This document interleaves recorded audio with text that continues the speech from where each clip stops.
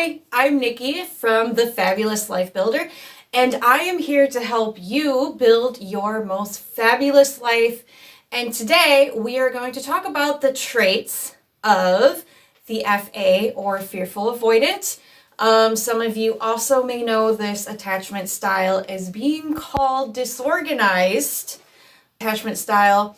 And actually, honestly, I think that's a very appropriate name as well for it because, well, if you know about anything about fearful avoidant attachment style, it is definitely disorganized. And no hate to you guys. I am a fellow fearful avoidant myself. So I totally understand where you're all coming from. Trust me.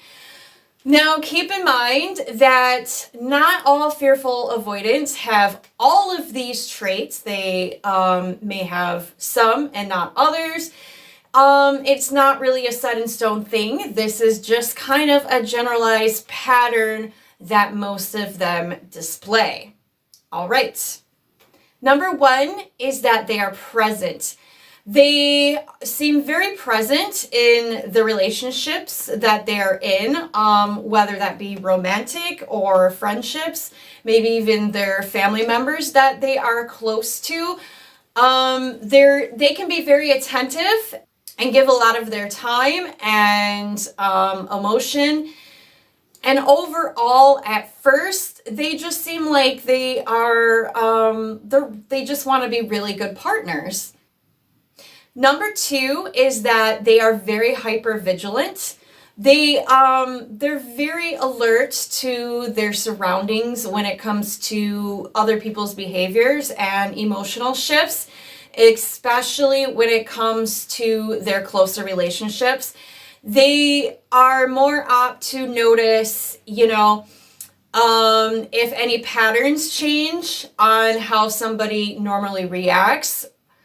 They have a lot of trust issues and a lot of core wounds with, I'm going to be cheated on and I'm going to be abandoned on, and a lot of I need to feel safe in a lot of situations.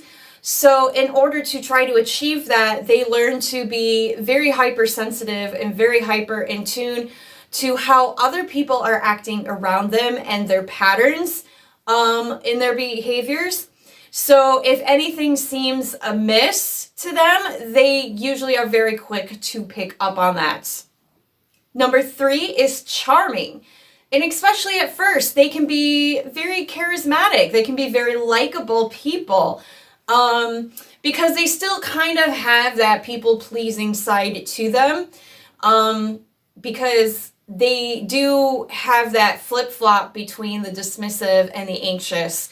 So especially the ones that are leaning a lot towards the anxious side, yeah, they can be very heartwarming, attentive, like I said earlier, and they can just be likable people. They're fun, they're warm, they're enjoyable, they like novelty, and, outsider people can generally be attracted to those kind of behaviors that the FA trait has. Number four is that they can be very generous to the people that they're close to. And again, this goes for both, family members, romantic relationships, and friendships.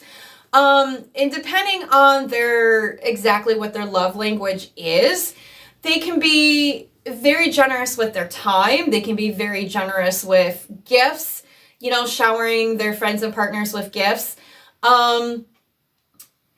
They kind of, I guess, sort of have that people pleasing and that likable sense where they want people to like them and not abandon them as well, as the anxious side has.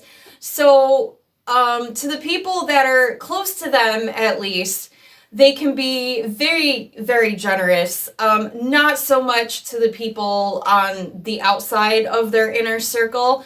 They have a tendency to not care about them so much all the time. But if you are close to an FA, you might notice that they do like to give gifts, or they like to help out a lot, or they just like to spend a lot of their time. Depending on how their love language is, again, they are very generous with that.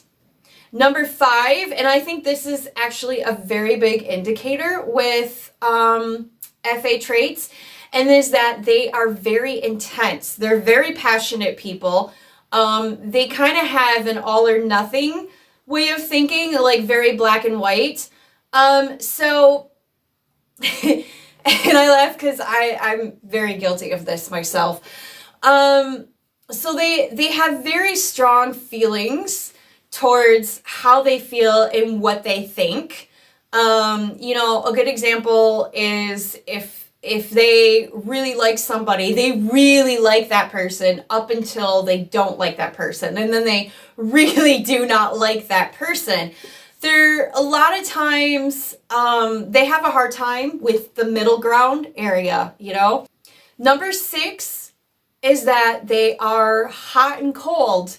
What's that song? Shoot, it was, who even did that song? Was it Katy Perry? The hot and you're cold. You yes and you're no. You're in and you're out. You're down and you're out. Is that how that song goes? 'Cause you're hot and you're cold. You're yes and you're no. It's been a really long time since I've heard that. Anyways, if you know what song I'm talking about, that describes, the FA traits like perfectly.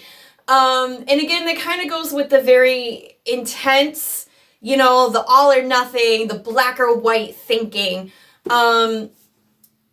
They are, and that they're very passionate, is that they go hot and then they go cold and then they go hot and then they cold. And a lot of times they flip-flop back and forth very, very easily, sometimes all in the span of, minutes, sometimes in extreme cases. And it can be very confusing to their partner or their friends on where exactly they stand with them. And again, it kind of comes with the all or nothing and the intense emotions, because they have trouble regulating inside their emotions. So, I mean, when they're on and they're hot and they're passionate, but when they're off, because, the hypervigilance kicked in and they're like, ooh, something's not right, they can become very, very cold, and they can completely, shut you out. And, they can, unlike the DA, who will shut you out and most likely stay shut out, they will come back again and be hot again and be on again. And then, something again happens where they're like, ooh, I don't like that. Something's wrong. And they become cold again. And number 7 is they are very suspicious. They have trust wounds. They've had a lot of trauma has happened in the past to where they have been shown that they can't necessarily trust people. And this is also why they are very hyper vigilant, is because they need to see reasons why they can trust you or why they can't trust you. And again, this kind of the hot and the cold kicks in too, because the littlest thing that they see that shows, ooh, I can't trust you, they get very cold and they're like, no, this isn't right. I don't like this. And it could be anything from like, they think you're cheating for a romantic partner, or they think you're lying to them, or, if they just can't trust your words in general, and they just don't see like words matching up with actions with another person, they will greatly notice that, and they will be on the lookout for that as well. And it sends huge alarm bells to them inside their heads. They need trust, they need safety, but they are very, very suspicious, and they will look for reasons why they can't trust you. So these are the main common traits of an FA. If you think that you are an FA and you've said check to this and check to this and check to this to most of these traits, fear not, you can become securely attached. And becoming securely attached helps you build your fabulous life because it builds a good relationship with yourself, which then builds a good relationship with others and your life in general. So, again, fear not, my friends. I'm here to help you if you want to become securely attached and not be a fearful avoidant anymore. You can hit me up on Instagram and DM me and say, hey, I have these fearful avoidant traits. What can I do? I offer one-on-one coaching to help you become secure and to help you build your fabulous life. You can also leave comments, like, and subscribe for more information on this channel. I will definitely be posting more information and hopefully improving the video quality as I get more money that comes through to get better equipment. But I also love to just hear what exactly it is that you guys need help or want to know more about, so I know what content to gear towards what's going to help you better. So feedback is appreciated, and again, if you want to become more secure and work on some of these FA traits, then DM me on Instagram at The Fabulous Life Builder and get a hold of me about one-on-one coaching, and I can help you out with that. So with that being said, bye, see you later.